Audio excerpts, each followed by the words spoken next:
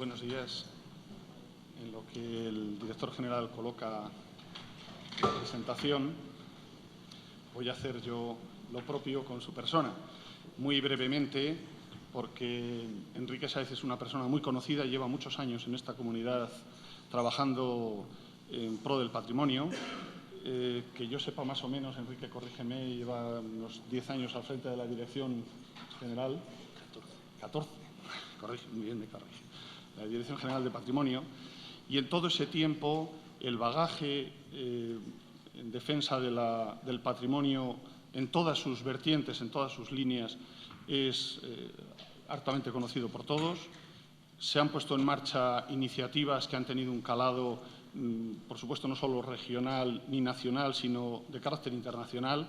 Entre ellas me gustaría destacar las jornadas, la Bienal Internacional de Arte y Patrimonio, que se ha venido celebrando en los últimos años desde hace ya varias ediciones y que ahora, además, tiene también una traslación a nuestros vecinos portugueses, porque a partir de ahora se seguirá celebrando también cada 2 años, pero una vez un año aquí y otro año en Portugal. Otro de los aspectos interesantes también es la plataforma EVOS, la plataforma para buscar el valor económico del patrimonio, darle otro sentido, y ahí interviene no solo nuestra región, sino otras regiones españolas y algunos otros países europeos. La coordinación, la colaboración, el trabajo con las universidades y con muchas de las empresas y de los agentes sociales dedicados al patrimonio en esta comunidad autónoma son una de las señas de identidad de sus líneas de trabajo, que han quedado claramente de manifiesto en el apoyo, como el de hoy, que nos brinda con su presencia, y estar siempre dispuesto a cualquier tipo de propuesta, de iniciativa y requerimiento. Es algo que desde la universidad agradecemos y es algo que creo que es de justicia también reconocérselo.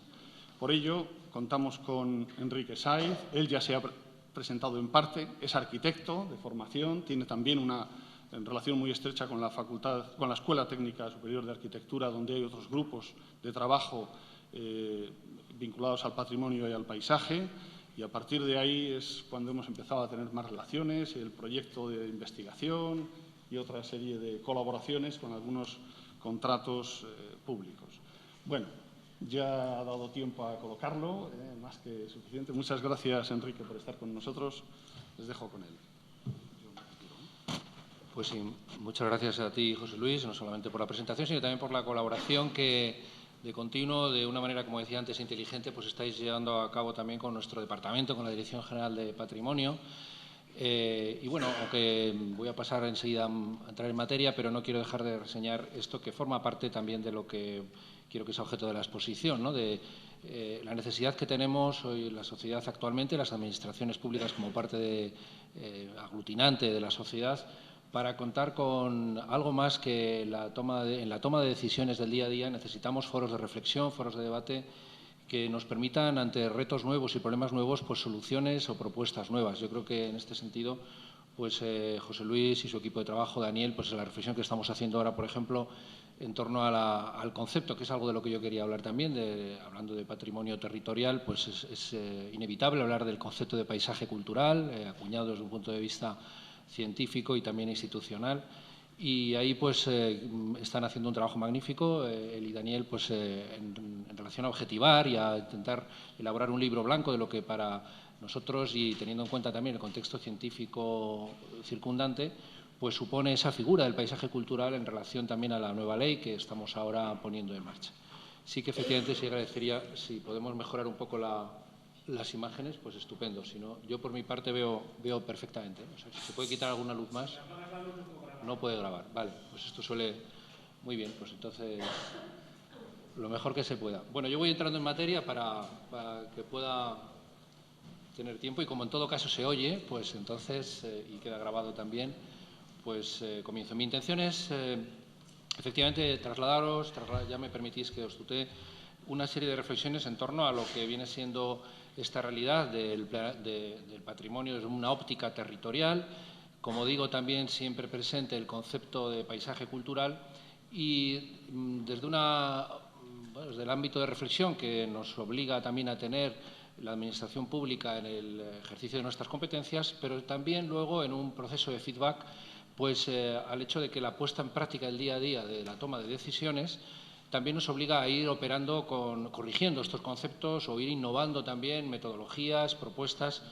y para, de alguna manera, también en ese proceso de feedback también con las instituciones que tenéis esa misión más específica de reflexionar y de proponer nuevas figuras, nuevos modelos, pues también podamos aportar algo. Yo lo que, con esa perspectiva que también a la que se refiere José Luis, de tener ya un cierto decanato en el ámbito de la Administración regional, pues también me gustaría trasladaros con toda la humildad, porque sé que estamos, como digo, en un ámbito científico, pues cuáles han sido las problemáticas y las respuestas que hemos tenido que ir dando y, en ese sentido, cuáles son las aportaciones que a ese concepto de patrimonio territorial podemos poner sobre la mesa. Por eso me gustaría ir, voy a reflexionar en general o en principio en un ámbito más teórico sobre la evolución del concepto al que también se refería el profesor Manero del propio patrimonio cultural. Después quería concluir en cómo esto nos conduce necesariamente, esta evolución del concepto de patrimonio, a una consideración necesariamente territorial del mismo. Después, como consecuencia práctica en nuestro ámbito de decisión, voy a hablar de la figura del sistema territorial de patrimonio, una figura que hemos puesto en marcha con éxito, al menos constatado parcialmente, en lo que son las políticas del día a día de nuestro departamento. Y, finalmente, una referencia más a otro instrumento más general, que es el Plan País, el Plan de Intervención en el Patrimonio Cultural, que desde el año 2005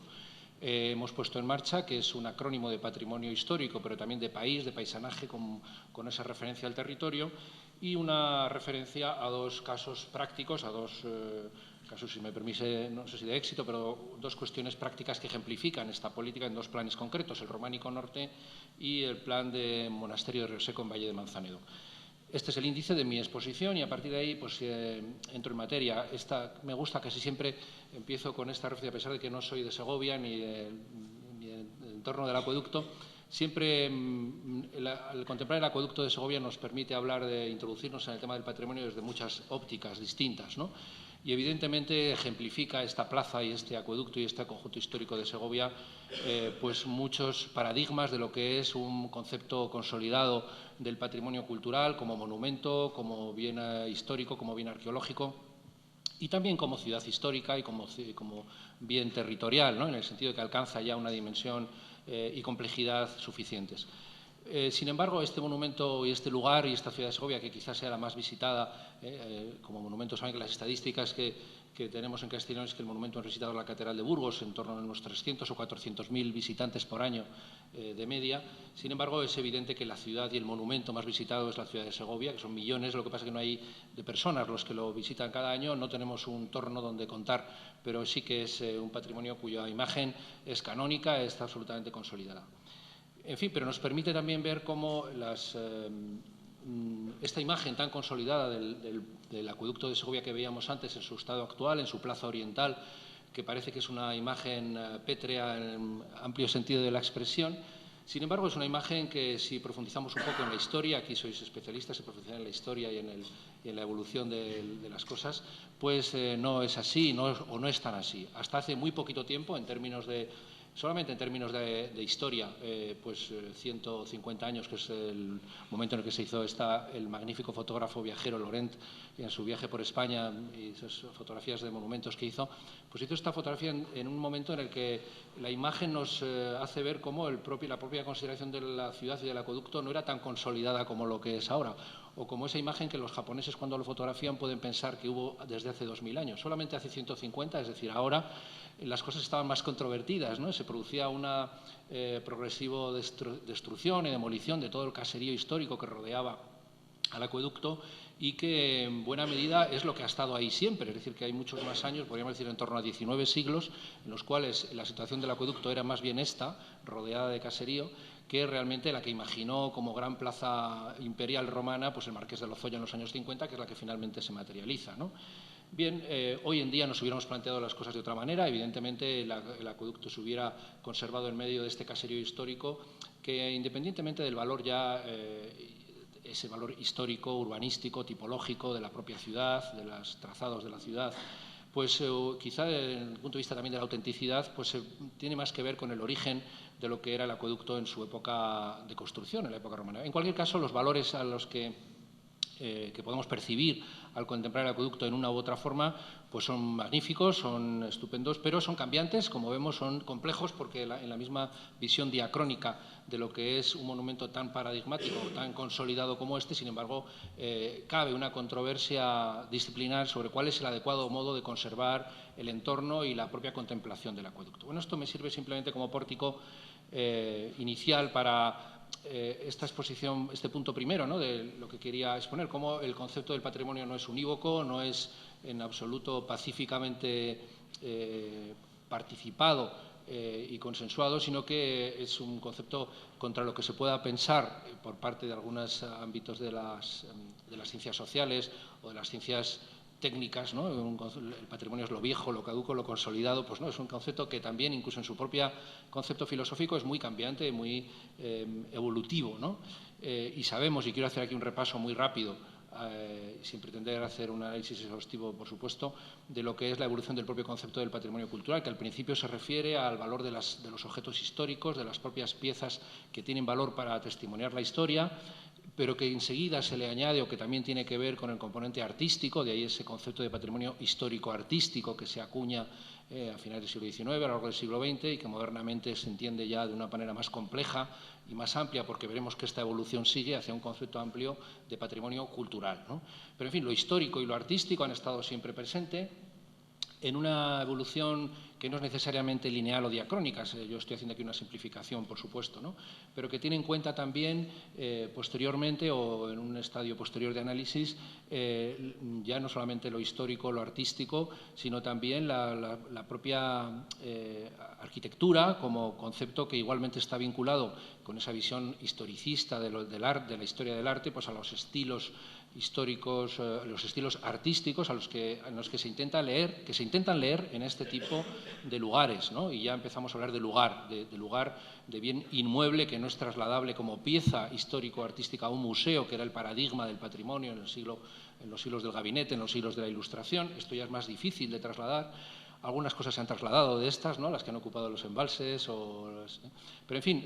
pero el aspecto podría llegar a ser, no sabemos, incluso podría darnos igual la dimensión que este templo, que esta iglesia de San Miguel de Escalada pudiera llegar a tener. Hay muchas personas todavía cuya lectura más superficial del bien patrimonial les llevaría a que este mismo disfrute del patrimonio lo podrían llevar a cabo con una de las maquetas que la Fundación Santa María la Real hace a escala y lo pusiera pues en una vitrina en su casa. Bueno, pues evidentemente que estoy simplificando, ¿no?, mucho esa percepción, pero cabe, ¿no?, el que hay quizá como mucho peso todavía en esa primigenia original percepción de la arquitectura histórica y artística como valor también patrimonial. Sabemos que hoy, por ejemplo, San Miguel de Escalada, vinculado a toda la historia del Reino de León, a la historia de la Reconquista, a la historia de la profusión de aconteceres culturales y corrientes culturales, así como de la propia liturgia, los cambios, la conquista del territorio, en fin, tantas y tantas cosas ya tienen que ver para nosotros con San Miguel de Escalada, pero en un primer momento podría tener esa lectura simplificada. En fin, también los valores patrimoniales vinculados a nuestros mejores bienes monumentales o culturales, no solamente en Castilla y León, sino en Occidente, ya desde mediados del siglo XX se vinculan no solamente a estos valores que contiene la arquitectura, el bien monumental, sino también el entorno que le rodea, de tal manera que esas primeras declaraciones o delimitaciones de entornos urbanos ya desde los ámbitos científicos, técnicos y administrativos se empiezan a reseñar como importantes, a proteger también muy pronto, en el primer tercio del siglo XX, ¿no? Es decir, quiero trasladaros cómo pues, el concepto evolutivo del valor del patrimonio cultural va también evolucionando hacia dos características. Una, la dimensionalmente cada vez mayor y menos abarcable, desde el punto de vista estrictamente dimensional, y también de su complejización conceptual, ¿no? En esta evolución hay un paso crítico, un paso concreto que se da y que lo ejemplifica muy bien este lugar, que es la alberca, de la cual celebrábamos hace pocos meses el aniversario de su declaración como conjunto histórico. El primer conjunto histórico declarado en España, celebrábamos hace poco su 75 aniversario, en el cual la monumentalidad o el carácter artístico, estando todavía presente, sin embargo, decae frente a un valor pintoresco y cultural también, pero vinculado también a la historia, pero que ya introduce otros factores de complejidad. El propio valor patrimonial y bien cultural está referido a un conjunto de edificios, a un conjunto de espacios públicos, que ya no se refieren a un monumento y su entorno, sino a un conjunto de elementos donde todos ellos cumplen el papel total de valor cultural, por encima del que cada uno pueda tener de manera singular, que es menor, ¿no?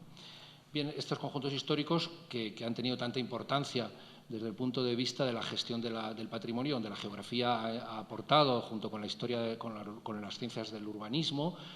los análisis, y lo digo aquí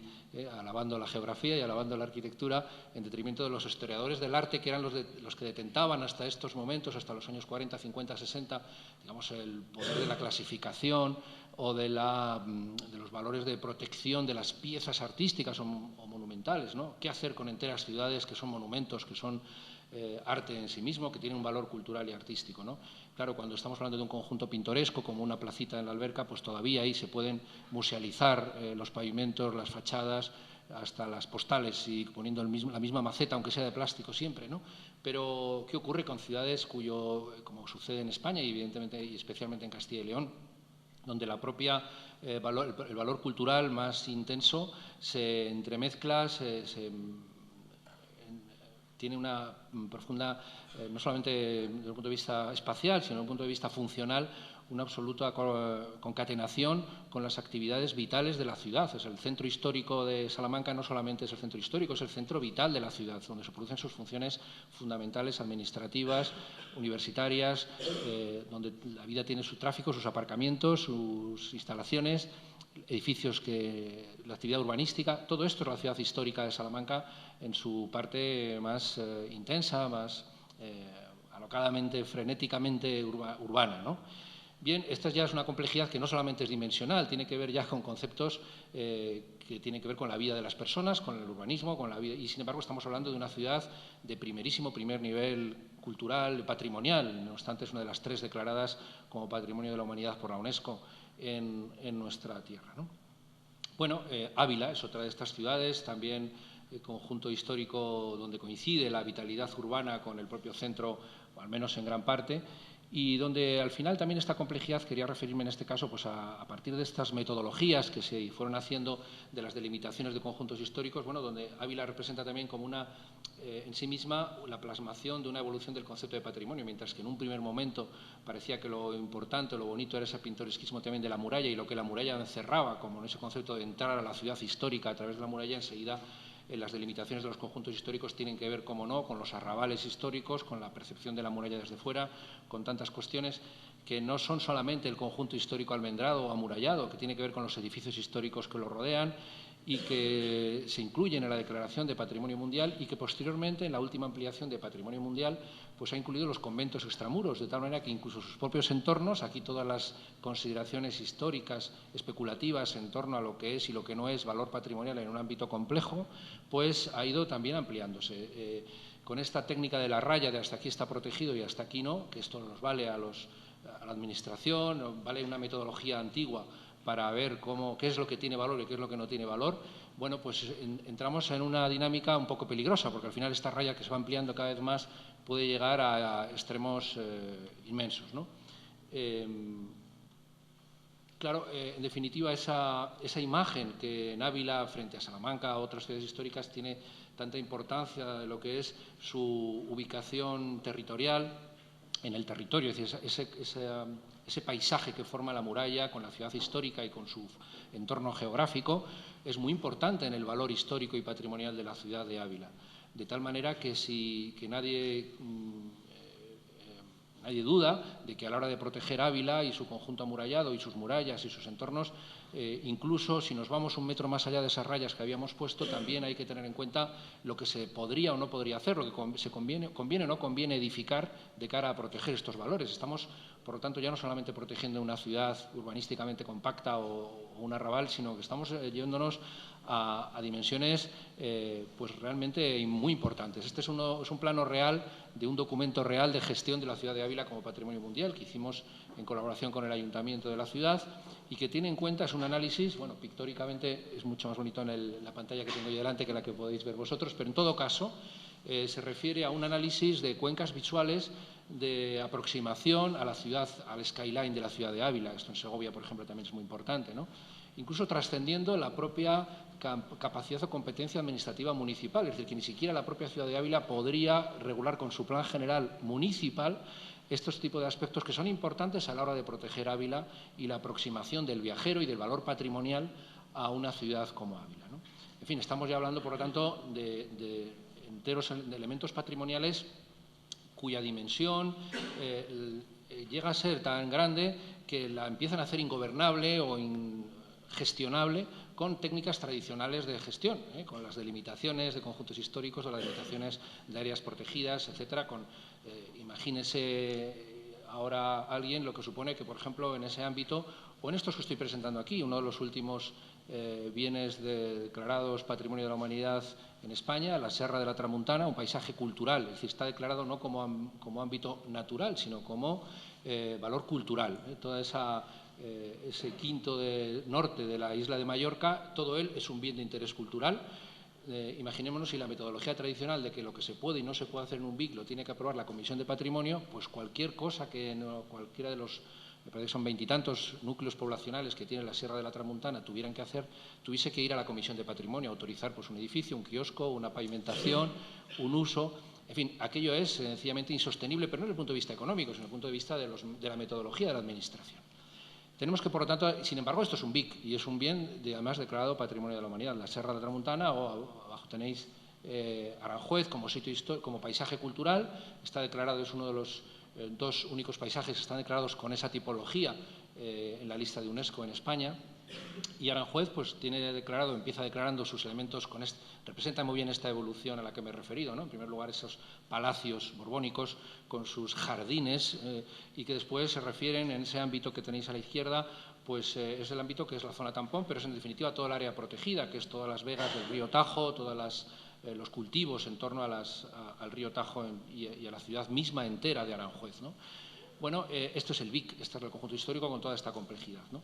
Bueno, por lo tanto, asistimos a esa complejización, esa evolución en el concepto del bien cultural que necesariamente se amplía territorialmente y que, sin embargo, lo que no se amplía o lo que resulta más difícil es ampliar o modificar o evolucionar en las metodologías de trabajo en la gestión y protección de estos bienes, que se siguen refiriendo en muchos casos desde la ley de las administraciones públicas, desde también las metodologías analíticas, que también desde los ámbitos especulativos o los ámbitos científicos se llevan haciendo, pues a propuestas o a consideraciones anteriores de los bienes culturales, más referidas al ámbito monumental, a los entornos de protección. Y me refiero, cuando digo los ámbitos especulativos o científicos, al hecho de que una cosa es, y por eso felicitaba yo aquí al Departamento de Geografía y a la iniciativa de los profesores a los que me he referido, porque se trata no solamente de analizar los valores del territorio como valores culturales, sino de establecer cuáles son las pautas operativas de trabajo. Yo agradezco no solamente mucho el que me hayáis invitado a estos cursos, sino que, o me invitéis, como decía, sino que también agradezco mucho a quien en su momento a mí me propuso ponerme al frente de la Dirección General, porque realmente para mí ha sido el mejor máster, ¿no?, al que he podido asistir en estos años, ¿no? El tomar decisiones sobre lo que se puede o no se puede hacer, el que te tiemble la mano con el bolígrafo para autorizar o desautorizar pues una fábrica, una autovía o una depuradora en un determinado ámbito, referidos a unos valores tan complejos y tan amplios como estos, pues son los que obligan a establecer pautas de trabajo, de objetivación de valor, porque no podemos, en el ámbito de la Administración, ni ser arbitrarios, ni ser subjetivos, ni ser inesperados, ¿no? La Administración, la sociedad, los ciudadanos y las otras partes de la realidad que tienen que crecer armónicamente con el territorio cultural necesitan de una metodología de trabajo que les dé seguridades, como en otros campos de la vida, como el campo del transporte, de la atención a los servicios básicos, de la sanidad o de la educación. Bueno, en definitiva, este es donde estamos, ¿no? Y yo creo que con estos tres bienes culturales, en un mapa cuya autora está por aquí escuchándonos, pues que hicimos cuando el Plan País se puso en marcha. Estos son los municipios afectados por los tres bienes que ya desde hace muchos años están declarados en Castilla y León y que, sin embargo, pues ya eran de naturaleza muy compleja. Aunque uno de ellas, como es el Camino de Santiago, ese que tenéis en verde, que recorre Castilla y León de este a oeste y, sin embargo, no es más que una pequeña parte una tercera parte del Camino de Santiago en la península ibérica y una pequeña parte del Camino de Santiago en Europa. Como itinerario cultural así está declarado para toda Europa. Y también como patrimonio mundial en la medida que se ha ampliado o se ha incorporado también los caminos por Francia. Pero bueno, ese bien cultural mide solo 450 kilómetros de largo, depende de dónde. Si es un puente, pues a lo mejor mide 5 metros o 6. Si vamos por un camino rural, pues hay una banda genérica de afección de unos 100 metros. Pero bueno, la UNESCO, cuando de repente ponen un parque eólico a 4 kilómetros, nos dice que a él le da igual dónde llegue la raya, que eso es un horror y que hagamos algo para quitarlo. Y entonces nosotros tenemos que ir a economía o a industria a decir que no podemos autorizar porque afecta gravemente al valor del camino, ¿no? Bien, esto es un poco lo que quiero trasladaros, ¿no? Esa complejización que tanto referida al camino como al Canal de Castilla o como a la Vía de la Plata, pues representan bienes que ejemplifican, ¿no? Pues esta evolución del concepto de patrimonio hacia elementos absolutamente complejos. En lo que se refiere al Camino de Santiago, pues esa complejización, que ya no es solo dimensional, y entro también dentro de este primer capítulo de lo que es la evolución del concepto de patrimonio, a plantear también una complejización no solo en orden dimensional, sino en orden tipológico o conceptual. El camino, para mucha gente, pues es el camino, lo que se refiere a caminar por un camino enlosado o terroso, o las arquitecturas que lo flanquean, sean estas más de carácter popular, como en Castillo de los Polvazares, o sean más arquitectónicas y cultas, como en la calle del Agua de Villafranca del Bierzo. Pero el camino está a veces en sitios absolutamente rurales, antropizados, pero no urbanos, y es también tan camino y tiene tanto valor patrimonial y cultural como el que tienen esas formas urbanas monumentales, entre comillas, que nos es más fácil gestionar o decir lo que se puede y lo que no se puede hacer, ¿no?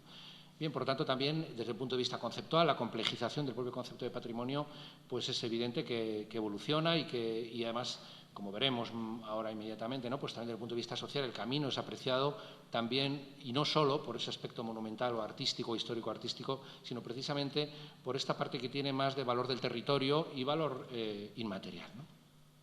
El Camino de Santiago no solamente es para nosotros ese camino francés que discurre de este a oeste y que es el que está declarado, fijaros, como conjunto histórico. Yo digo siempre que tiene que ver ese conjunto histórico con el conjunto histórico de Peñafiel o de Poza de la Sal, ¿no? Sin embargo, es un conjunto histórico declarado en el año 62 por el Ministerio de Cultura y bueno, pues este es el camino declarado Patrimonio de la Humanidad y que tiene unos 450 kilómetros. Pero es que tenemos también caminos históricos a Santiago que tienen otra consideración. La Vía de la Plata es uno de ellos, el Camino Badiniense, el de El Salvador, el de Besaya. El único que está declarado BIC de estos es la Vía de la Plata, porque es, además de un camino jacobeo, una vía histórica tradicional y una vía histórica de carácter de origen romano. Pero tenemos también caminos a Santiago que los llamamos tradicionales, por su uso tradicional como caminos jacobeos, aunque no tengan un origen jacobeo, aunque no tengan tanto pozo histórico, el Camino de la Lana, el Camino de Levante, el Camino de Madrid. Son caminos que socialmente están soportando una peregrinación a Santiago en la actualidad y desde hace algunas décadas y con un carácter patrimonial en la medida en la que comunidades locales o comunidades locales volantes pues están considerando que tiene un valor para ellos cultural y un valor de peregrinación. Nosotros tenemos el deber de considerarlos y así lo hacemos. Y luego la multitud de caminos de enlace, que son antiguas vías pecuarias, coladas, bueno, pues todos estos caminos que también se utilizan para hacer estos caminos de peregrinación. En fin, solamente refiriéndonos a los tres primeros tipos de caminos, estas son la tipología de caminos que tenemos recogida en un documento que es la Estrategia Regional de los Caminos de Santiago por Castilla y León. Estamos hablando de más de 3.000 kilómetros de caminos a Santiago, quitando, como digo, los caminos blancos que veis ahí, creo que los blancos que son los de enlace. Bueno, y el Canal de Castilla, al que antes me refería, ¿no? El Canal de Castilla es un elemento muy interesante desde muchos puntos de vista, histórico, patrimonial, territorial, etnológico, ingenieril, en fin, turístico, ambiental.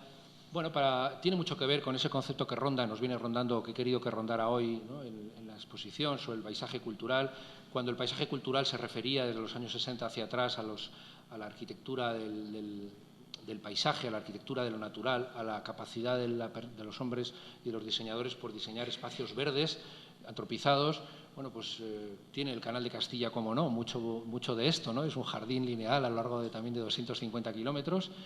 con sus fuentes, que venden esas esclusas magníficas, son auténticas fuentes maravillosas, ¿no? Bueno, pero estamos hablando también de un ámbito muy amplio, 250 kilómetros, el mayor canal continental de Europa,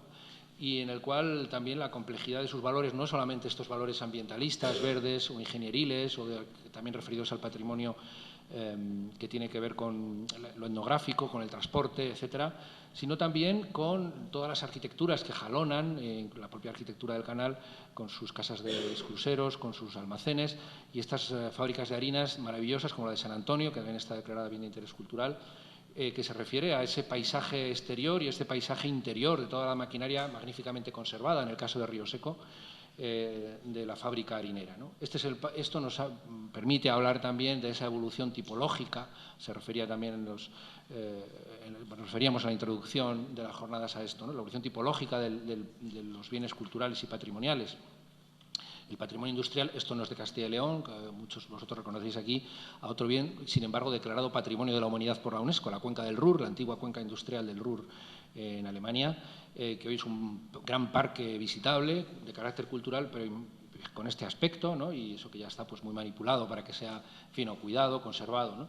Bueno, pues con esto quiero también referirme, ¿no? Pues a esa evolución también tipológica de los valores del patrimonio que están crecientemente y recientemente mucho más demandados socialmente por la ciudadanía como valor patrimonial. Y aquí entramos en estos valores del patrimonio industrial o el patrimonio de la arquitectura popular y etnográfica. Este es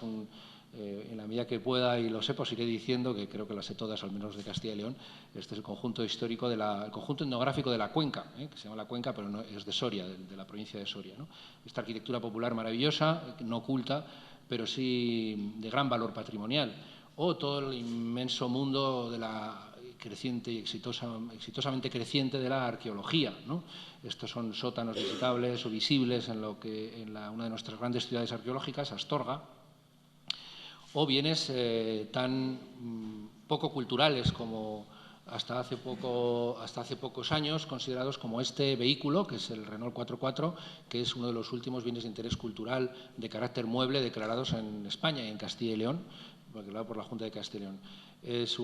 Solamente también, igual que hemos hablado del Canal de Castilla, solamente sobre este vehículo se podrían hacer unas jornadas 2 días. No lo vamos a hacer ahora, pero en fin, es también un bien cultural, no solamente por el valor de su diseño industrial, sino también por el símbolo que supone, el simbolismo que tiene vinculado a al propio vehículo de la aparición de la gran revolución industrial efectiva en Castilla y León y en buena medida en España, ¿no? La aparición de la industria del automóvil, la democratización del uso del automóvil, que pasa de ser un vehículo de lujo a un vehículo utilitario, la personalización que el propio diseño de este vehículo, con que había sido diseñado en Francia, adquiere cuando se fabrica en Valladolid. Bueno, tantas cosas que representan también este vehículo. O la arquitectura contemporánea, que también hoy es patrimonio cultural, son monumentos. Este es uno de los ultimísimos, todavía no está declarado, pero está incoado como bien de interés cultural, el santuario de la Virgen del Camino en León. Un santuario que es curioso, ¿no? Y en fin, también sobre esto se podría hablar mucho. Fue socialmente un poco rechazado en los años 50, cuando el obispo Almarcha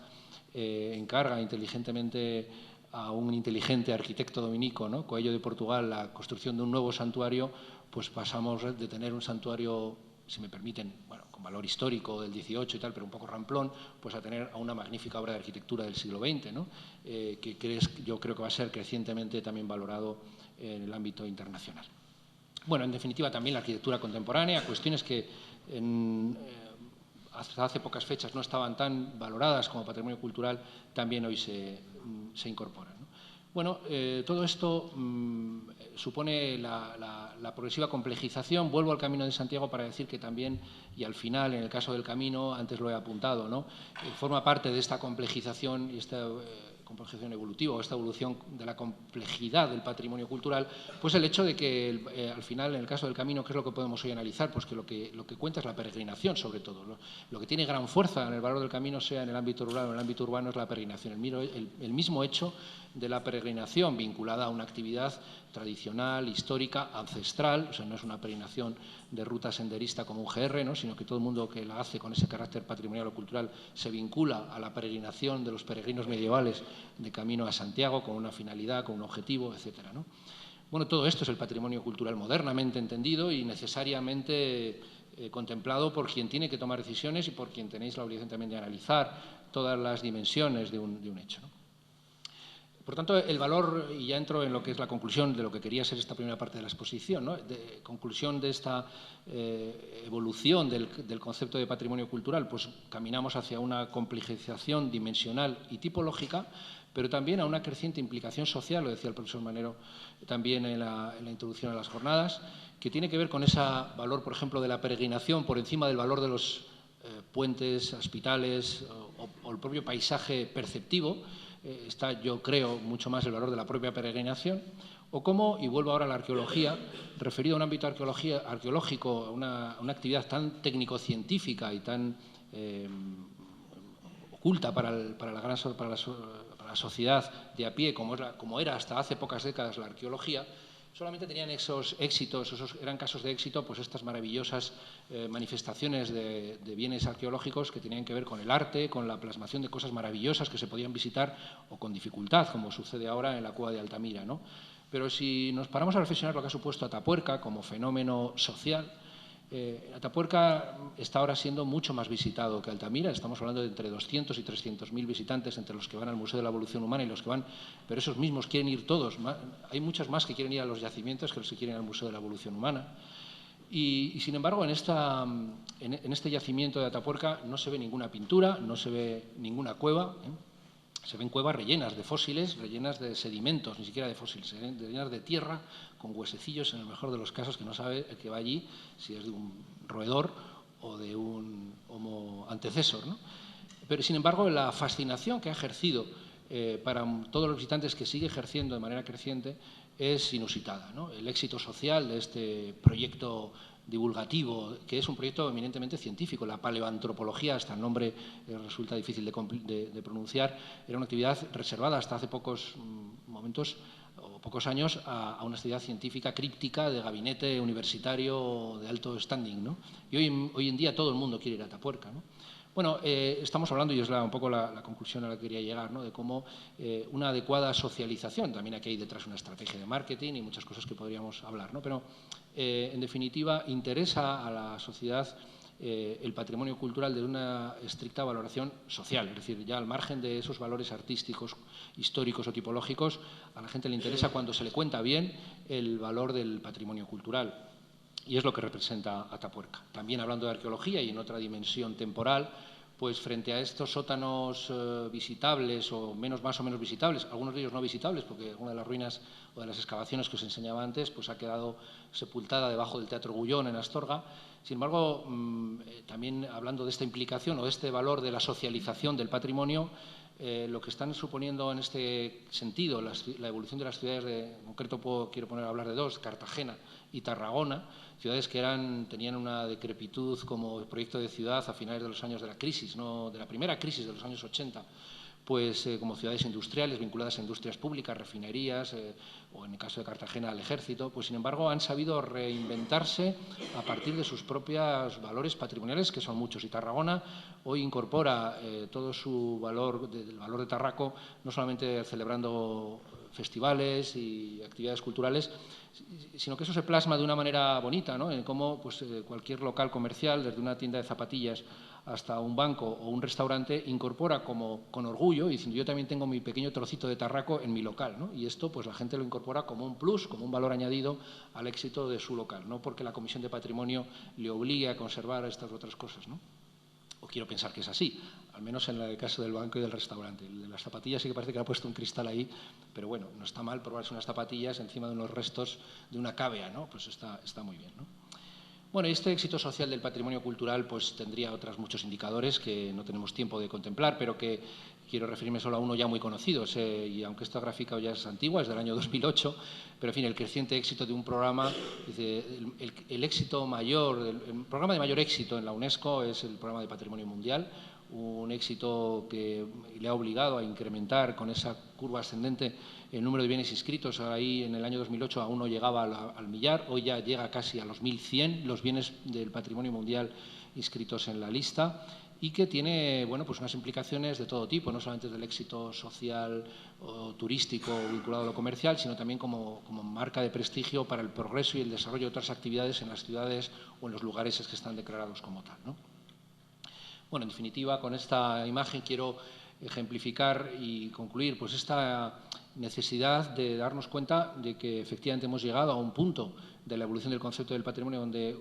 el valor que la sociedad le da a su patrimonio excede o tiene a veces poco que ver, aunque lo tenga en cuenta, con los valores tradicionalmente cultos, entre comillas, históricos, artísticos, tipológicos, que hasta ahora han tenido. Y, sin embargo, la fuerza, la energía social que esto supone es para no desaprovechar. Cualquier pequeño, esto es lo que he querido, en este caso no sé a qué pueblo se refiere, ni sé quién son esos jóvenes que están ahí, pero que unos jóvenes en los fines de semana de cualquier pueblo de Castilla se reúnan en torno al atrio de la iglesia y la iglesia para ellos sea algo que hay que cuidar. A mí, como también esto he aprendido mucho, ¿no? Cualquier alcalde pequeño de Castilla y León, que son todos los pueblos pequeños, pues viene a pedirme que cuide su iglesia y no saben si es renacentista, barroca o medio pensionista y qué arquitecto la hizo. Incluso, bueno, pues son alcaldes de todo el espectro político, ¿no?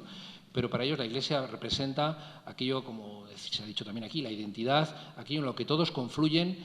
para su cuidado, se sienten representados, están enterrados sus antepasados y se siguen reuniendo en torno al atrio de la Iglesia para hacer sus actividades. No sé por qué, esto sería un tema interesante que puede quizá tener que ver con esto. En todas las ciudades históricas, las litronas y los ambientes litroneros se producen en las escalinatas de las catedrales, ¿no? Desde Granada hasta Burgos y otros sitios, ¿no? Pero, en fin, quiero pensar que además de que no haya tráfico rodante y tal, pues tiene que ver con ese sentirse en un sitio fuertemente prendado de significado social, colectivo, ¿no? Bueno, y esto es lo que tenemos que aprovechar. Paso a hablar ya más rápidamente, ¿no? Bueno, a partir de ahí, digamos que la conclusión que quiero trasladaros es que hay una progresiva complejización del concepto de patrimonio desde el punto de vista dimensional, desde el punto de vista tipológico, pero también desde su socialización. Esto nos lleva, esta complejización dimensional y tipológica por un lado y social por otra, a que es necesario, nos conduce necesariamente al concepto territorial del patrimonio. El territorio patrimonial concebido en primer lugar como un soporte geográfico y espacial de amplio alcance, que evidentemente no se refiere a una cuestión simplemente isótropa, espacialmente extensa, sino a un territorio que es amplio, pero que está lleno de significado y que él mismo es significante para aquellas cosas que se ubican en ese ámbito espacial extenso, ¿no? Este concepto geográfico y espacial es, como hemos visto, necesario tenerlo en cuenta siempre, desde esas grandes extensiones del Camino de Santiago hasta esa pequeña placita de esa iglesia en cualquier pueblo de Castilla, donde toda la fuerza del entero pueblo se concentra en el atrio de la iglesia, pero estamos hablando de territorio también, en ese caso, cargado de significante y de significado. Bueno, es lo que ocurre con lugares como las médulas, otro bien patrimonio de la humanidad, donde esto es muy fácilmente entendible, ¿no? El amplio territorio de las médulas ya no se refiere solo a esos picuezos del ámbito central, que son lo que los turistas van a ver con sus autobuses y que es lo que veíamos en la foto anterior, sino que este es un plano del plan de gestión que tenemos nosotros en las médulas, abarca en este caso la zona de gestión y protección de este bien, los 3 enteros municipios, porque hay muchos más elementos, no tenemos tiempo de detenernos en ellos, que pertenecen a este ámbito territorial que no solamente es la huella de esa ruina montium que vemos en los picuezos que aparecen entre los castaños verdes y que da ese esteticismo paisajístico perceptivo, sino que tiene que ver con otras muchas cosas que hicieron posible la ruina montium, ¿no? Entre otras, pues toda esta red de líneas azules que veis aquí, que son los canales, magníficas construcciones como las del acueducto de Segovia, pero a decenas de kilómetros, ¿no? Unos 200 kilómetros de canales excavados, desmontados sobre lechos de piedra y que traían el agua, que era la gran energía que necesitaban para la ruina montium desde la Sierra de la Cabrera o desde la Sierra de Ancares. Es también todos los puntos rojos, que son todos los yacimientos arqueológicos, que son los restos de los asentamientos, o bien de población, o bien de talleres, o bien de herrerías, o bien de lugares de administración, que hoy podemos todavía excavar, contemplar y entender al hilo de lo que era la gran comarca productiva de minas de oro de las médulas. O incluso estos lagos tan naturales como que hoy protegidísimos por medio ambiente son lagos artificiales producidos por los taponamientos de estos estériles que veis aquí con color más gris, producidos tras el lavado y que se producía, una vez producida la ruina montium, toda esa tierra que se lavaba para obtener las pepitas de oro, se iba acumulando, la orografía se ha modificado y se producen esos lagos. Pues lagos, canales, asentamientos y, por supuesto, los picuezos forman un gran sistema territorial necesariamente que necesariamente hay que considerar, al margen de que sea más conveniente o menos desde un punto de vista de la organización administrativa o del paisaje evolutivo. Es decir, el propio valor del patrimonio cultural como concepto arqueológico tiene necesariamente que tener este concepto o esta dimensión territorial. Pero el territorio que hablábamos como desde un punto de vista geográfico y espacial, no solamente es geográfico y espacial, también son territorios a veces conceptuales, ¿no? En este caso me he referido al papel de ese atrio de la iglesia en el ámbito que hace referencia a la entera localidad de una ciudad pequeña. Y en el caso de nuestras catedrales, elementos también tan consolidados y tan señeros en nuestra comunidad, pues nosotros hemos definido el territorio de las catedrales. Catedrales en un territorio, aquí ya pues utilizamos esas metáforas de la literatura, ¿no? De las ciudades invisibles de Italo Calvino, y al final podemos, ¿por qué no?, concebir un territorio que sea el territorio de nuestras catedrales. Un territorio, Castilla y León es muy rica en catedrales, tenemos 12 catedrales, bueno, 14 catedrales y 12 diócesis, que son arquitecturas patrimonialmente muy excelentes, muy importantes desde el punto de vista histórico y artístico, y que nos ofrecen problemáticas similares, están relacionadas entre sí y la institución que las gestiona también está relacionada entre sí, los distintos cabildos, y nos permite establecer políticas también, y avanzando un poco en lo que luego meteré sobre el plan país, más sostenibles de gestión a la hora de abordar la problemática del patrimonio. Tenemos que entender que hay un sistema de catedrales en nuestra comunidad, en la medida que esto nos facilita luego las cosas relativas a la gestión, ¿no? Por tanto, son a veces territorios, por tanto, no solo espaciales continuos, sino pueden ser territorios conceptuales y discontinuos, como es el territorio de nuestras 12 catedrales. Y el territorio también entendido como ámbito social, como lugar y espacio de las relaciones personales y sociales en la comunidad local. El amplísimo campo al que antes no me he referido solamente de pasada al hablar del Camino de Santiago, del patrimonio inmaterial, nos ofrece también la fuerza de un territorio que está fuertemente marcado por sus relaciones sociales, por sus convicciones de pertenencia, y si hablamos de patrimonio tenemos que hablar de legado, de característica de permanencia en el tiempo. No hablamos solo de sociología, hablamos de patrimonio, por lo tanto hablamos de sociología histórica. Y en esto también hay territorios muy interesantes, ¿no?, donde la propia caracterización del territorio lo da allá donde permanece esta fiesta, esta celebración. Este es uno de los últimos también bienes de interés cultural, la primera Semana Santa que se declara como tal, aunque luego el Estado español ha declarado las Semanas Santas así en general de España, pero yo no sé qué tiene que ver la esperanza de Triana con esto,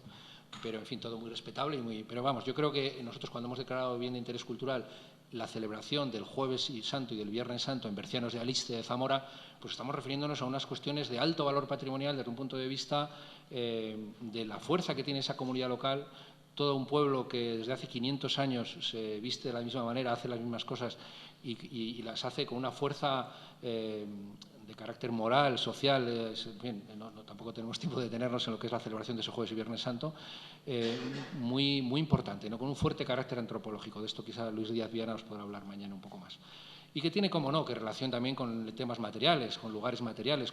con cementerios, con utensilios, con enseres, con objetos religiosos, con el Cristo que se desenclava. Bueno, todo esto es también un territorio, es un territorio de donde habita una comunidad local o donde si no habita se reúne al menos durante 4 días. Todos los bercianos que están en la diáspora vuelven el Jueves y el Viernes Santo a su bercianos natal. Bien, todo esto, ¿no? Es decir, por lo tanto, el territorio entendido, esta es un poco la conclusión a la que nosotros hemos llegado en esa evolución para tratar de manera más sostenible y más eficiente las cuestiones relativas al patrimonio. El territorio es un soporte geográfico y espacial, es también un sistema relacional que puede ser discontinuo y es también y siempre un ámbito social, un lugar y un espacio para las relaciones personales. Siempre estas 3 cuestiones a la vez. Podrá haber un tanto por ciento mayor de una cuestión que de la otra, pero siempre están mezcladas. Por eso nosotros subimos también y estamos revisando de cara a la ley de patrimonio y de cara a ese patrimonio inmaterial que solo es inmaterial no tiene sentido. Siempre todo elemento de patrimonio cultural material, cualquier bien cultural, lo es en la medida en que tiene una fuerte o una carga mayor o menor inmaterial. Las personas que hicieron aquello, que hicieron un edificio, un objeto, lo hicieron con una intención, ha pervivido en la memoria de mucha gente y eso es lo que le aporta el valor, no es simplemente un artificio artístico. Y cualquier manifestación inmaterial, como esta procesión, se dota de lugares, de fechas. La Convención del Patrimonio para la Salvaguarda del Patrimonio Inmaterial de la UNESCO, ahí sí que yo personalmente y también algunos compañeros míos son muy críticos porque nos obliga también a tomar unas decisiones que nos llevan muy lejos, ¿no? Es decir, esas últimas declaraciones, yo soy un gran enamorado del fado y del flamenco, lo puedo decir con toda sinceridad, pero me parece que es un error declarar el fado patrimonio de la humanidad o el flamenco patrimonio de la humanidad, o la dieta mexicana, ¿no?, o la cocina mexicana, porque acabemos declarando patrimonio inmaterial, pues el amor entre los hombres o la paz mundial, ¿no? En fin, eso desde el punto de vista de la disciplina patrimonial y de la gestión de esos bienes, pues tiene poca operatividad, por más que pues sea algo agradable. En cambio, creo que es muy importante el que persistan estas o que pervivan en una definición de un valor patrimonial estos tres ámbitos, ¿no? El soporte físico, el aspecto relacional y el aspecto de identidad social o de relación social de una comunidad local, entre comillas. Puede ser un pequeño pueblo, puede ser la entera ciudad de Valladolid o la entera ciudad de Castilla, la entera comunidad de Castilla y León. Bueno, así, con estas mimbres conceptuales, con este soporte conceptual, definimos ya hace años, cuando se aprobó el Plan País en el año 2005, una figura de gestión administrativa que nos ha dado mucho juego y que, bueno, pues ahora va a tener quizá un reconocimiento legal en la nueva ley, que es el Sistema Territorial de Patrimonio. Hemos intentado, como luego diré, hacer sostenible la gestión del patrimonio en Castilla y León. Nos inventamos una figura, conscientes de esta evolución de las cosas y más en nuestro ámbito de Castilla y León, pues definimos este sistema territorial de patrimonio que supone superar el modelo de actuación individualizado, creo que lo leéis, ¿no? Monumento a monumento, el carácter de la intervención en los monumentos de Castilla y León, por sustituirlo próximamente por otro que supone la intervención por territorio. Es decir, para nosotros el territorio no es simplemente una consideración especulativa y conveniente del patrimonio cultural, sino un necesario instrumento de trabajo más eficiente que la consideración monumental del patrimonio. Territorios que son geográficos o que son conceptuales, pero que incluyen amplios conjuntos de bienes relacionados entre sí. Y en esto tampoco tenemos tiempo de entretenernos, pero además nos asemeja, y en esto somos reivindicativos frente a nuestro propio gobierno regional. Nosotros hacemos políticas públicas también de carácter de servicio público, evidentemente, y que tienen que implementarse con estas metodologías donde el territorio es importante. Evidentemente no pensamos que somos más importantes que las políticas que van dirigidas a satisfacer servicios públicos básicos, educación, sanidad, atención social, pero sí que la metodología de implantación de la atención pública hacia las personas tendría que ir por los mismos caminos. Igual que se ve en el norte de Palencia cómo están los centros de enseñanza, cuánto tiene que ir el número, qué ratio de alumnos hay por centro, o cuánto hay, o dónde hay que poner un centro de salud, o dónde hay que poner un hospital de comarcal o un hospital general, pues nosotros también tenemos que ver cómo administrar las personas que tienen valores, que están relacionadas con los valores patrimoniales en los que habitan, con los que están, y atenderles de esa misma manera, ¿no? Digo, esto es lo que nos permite. Por eso la figura del sistema territorial nos llevaba pues, a definir estos ámbitos. Bueno, implementamos, no me voy a entretener mucho, algunas cuestiones operativas que simplemente las tenéis en la página web, que luego voy a dar la dirección para que alguno quiera profundizar más. Pero este sistema territorial de patrimonio tiene tres características esenciales. Tiene que tener valor patrimonial, es decir, no está destinado a otras políticas públicas necesariamente. Siempre tiene un ámbito territorial continuo o discontinuo y siempre, como digo, pues un sistema, es decir, tiene que haber un valor relacional entre todas las piezas. A partir de ahí se definen en principio de 1 a 5, luego hemos aumentado estas características o categorías que todo sistema territorial de patrimonio tiene que tener, el definir cuál es la característica patrimonial que hace que se defina ese ámbito. No es una mera descripción geográfica o una cuenca visual o una unidad paisajística, es una característica patrimonial. En este caso, en el caso de las médulas, la característica patrimonial es un ámbito que reúne todo lo que tiene que ver con la producción de minera aurífera del siglo II en el Imperio Romano. Y esto es lo que define todo lo que podemos meter en ese sistema patrimonial. Tiene que definirse para ese sistema, procuramos buscar un órgano gestor, unos gestores locales, públicos y privados. En tercer lugar, se procura definir unos planes, unas acciones, y luego el establecimiento de redes. Desde ese punto de vista, el sistema de bienes territoriales nos permite establecer redes de trabajo, redes intra, redes supra. Bueno, todo esto podéis verlo también en esa consideración, en esa página web. Bueno, no quiero dejar de hacer referencia aquí, aunque sea brevemente, ¿no? Pues a lo que difiere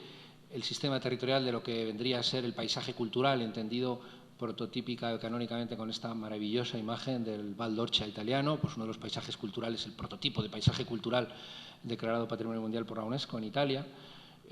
Bueno, generalmente el paisaje cultural del que conceptualmente somos herederos y que incluso normativas nacionales e internacionales nos abocan a considerar, pues tiene que ver con consideraciones donde al final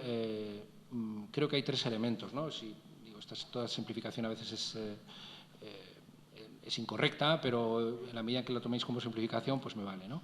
En primer lugar, siempre se refiere a lugares extensos, ¿no? Dimensionalmente amplios, ¿no? En segundo lugar, siempre se habla, tanto en la Convención de Florencia del 2000, al hablar del paisaje cultural por parte del Consejo de Europa, como por la propia Convención de Patrimonio Mundial referida al paisaje cultural del año 92, siempre habla de la interacción entre el hombre y la naturaleza, como que fuese una especie de resultado final del tratamiento que a la naturaleza le da el hombre, ¿no? Y siempre, por tanto, tenemos una visión donde pesa mucho el carácter verde o biótico o el ambientalista, ¿no?, del paisaje cultural. Y también una cuestión que al hablar de paisaje se está poniendo el acento en psicológicamente el paisaje tiene que ver con el aspecto perceptivo, tiene que ver con esa visión romántica del paisaje del XIX que al final encuadra lugares, encuadra sitios, y la belleza de esos lugares en los que ha interactuado el hombre y la naturaleza pues es considerado un paisaje.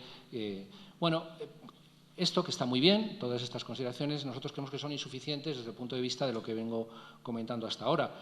Porque, claro, desde el punto de vista de la extensión, ¿por qué no puede ser un territorio el interior de una catedral?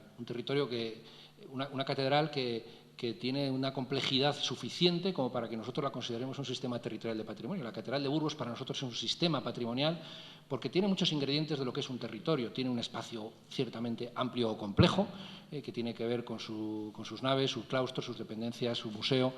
pero también, y estas pinturas románticas del XIX del interior de muchas iglesias y muchas catedrales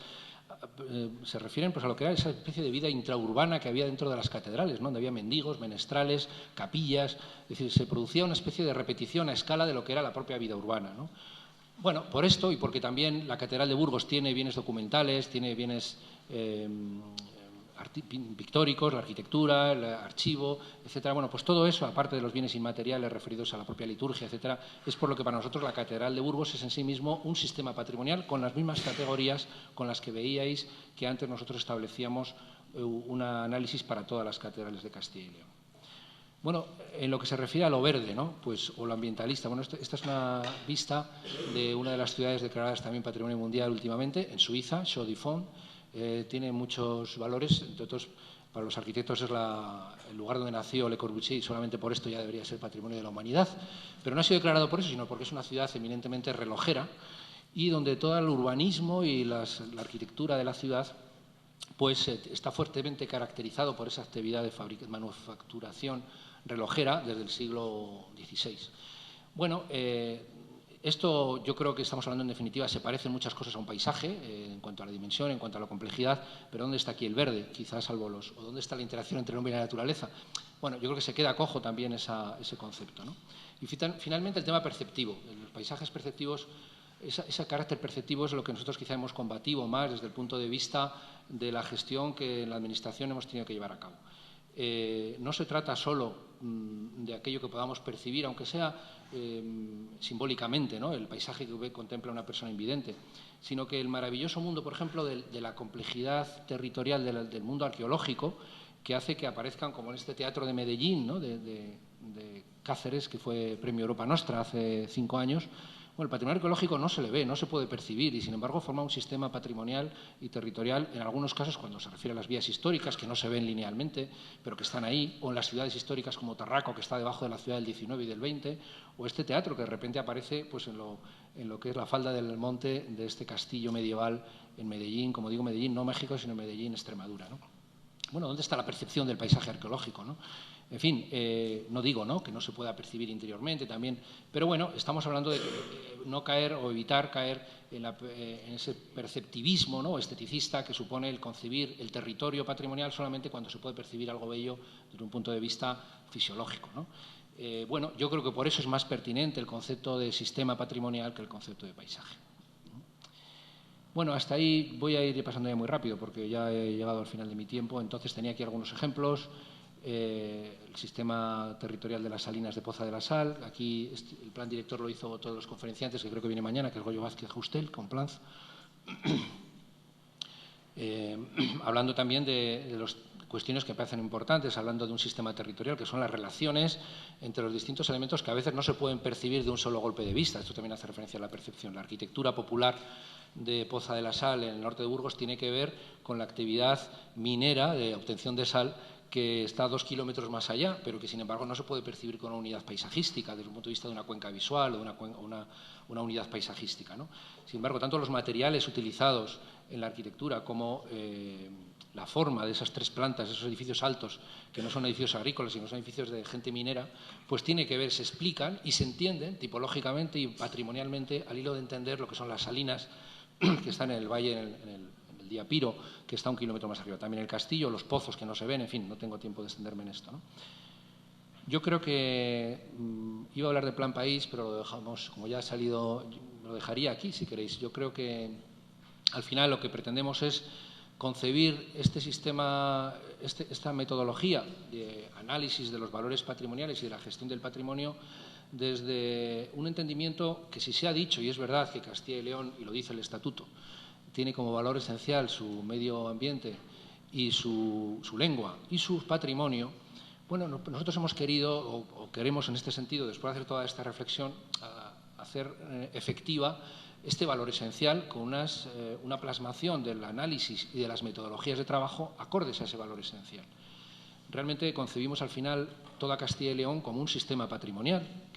Desde ese punto de vista sistémico nos permite hablar de que Castilla y León es un gran paisaje patrimonial, es una comunidad históricamente construida con manifestaciones que hoy podemos leer como un sistema territorial de patrimonio que a su vez tiene subsistemas de los que hemos hablado que interactúan entre sí. Los sistemas lineales como el Camino de Santiago, la Vía de la Plata, las ciudades patrimonio mundial, que tenemos estas 3 que son sistemas discontinuos, las áreas de patrimonio industrial del Bierzo, que se mezclan con los románicos del norte de Palencia. En fin, el Canal de Castilla como sistemas lineales, el propio Duero como un sistema territorial de patrimonio. Todo eso es esa urdimbre que va construyendo, que nos permite entender Castilla y León como un sistema de territorio patrimonial y que nos permite, sobre todo, trabajar a partir de ahí en una conservación y gestión adecuada de ese patrimonio entendido como sistema. Esto es lo que ya no tengo tiempo de mostraros, pero, en fin, el Plan País lo que quería es utilizar esta consideración. Algunos ejemplos hemos visto. Quería haberos hablado también de algún sistema territorial como el Románico Norte o algunos otros que, a partir de esta consideración, nos da mayor efectividad en lo que es las metodologías de trabajo, no trabajar a la demanda, trabajar a largo plazo, trabajar con las comunidades locales, sabiendo que esa energía social que aportan es muy importante y muy necesaria en un momento en el que no hay recursos, y en Castilla y León nunca ni antes de la crisis ni después de la crisis se produce una desproporción estructural entre toda esta riqueza patrimonial y nuestros recursos humanos, no los recursos económicos, y por tanto un entendimiento como este, sistémico, territorial, es el único posible a la hora de poder gestionar el patrimonio. Me dejo la última parte, que era la de explicaros el Plan País, pero bueno, lo podéis ver en la página web. Si queréis, ahora voy a la última página para que copiéis las direcciones y nada, siento haberme pasado un poco del tiempo y os agradezco toda la atención.